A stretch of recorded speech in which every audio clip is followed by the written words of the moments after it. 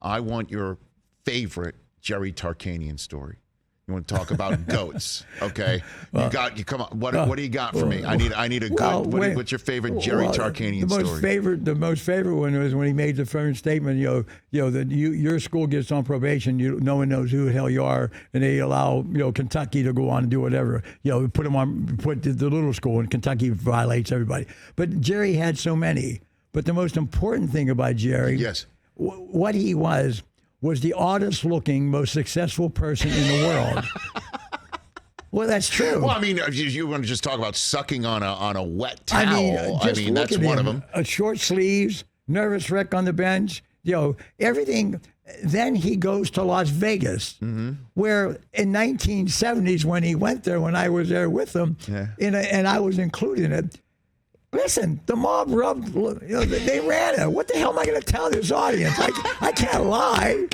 They were my best friends. I mean, and Jerry, because of my friendship, I had access. Pam and I got a lot of free dinners in Las Vegas, okay? So Las Vegas was special. But Jerry Tarkanian is the only man that could have gone in that university and turned it around in America. They've been good and all that sort of stuff. Yeah. But Tark, his life was like this blessing. They put him in Las Vegas. Well, I mean, in between the story that takes place in Air in '84 and the Fab Five, who you had mentioned, in between that was the ascension of UNLV basketball as we know it with Larry Johnson and Grandmama and Stacey Augmon and the rest Craig of them. Anthony. I mean, right. Oh my God, Craig Anthony. I mean, that was another team in the midst of all this with Duke taking off and obviously Michael making North Carolina a champion in the 80s.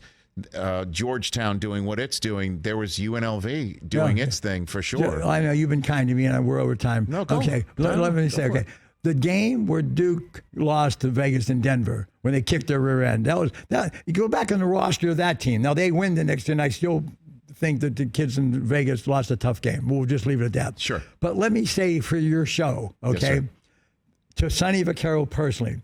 There were 3 schools. Now, I was close to all of them. I had favorite friends because of that's what human beings do. But I never let it interfere with my business. I never made a decision on a school because I liked you more. I may have given you a contract, but what I can tell you for the record today, the Fab Five, Georgetown Hoyas, and the Las Vegas Rebels did more for what I was in, sell shoes, than any schools in America at that time. I bet. Those kids earned everything in those universities. But to Sonny Vaccaro, there'll never be 3 teams, to me, in the world that I lived in, that moved basketball forward.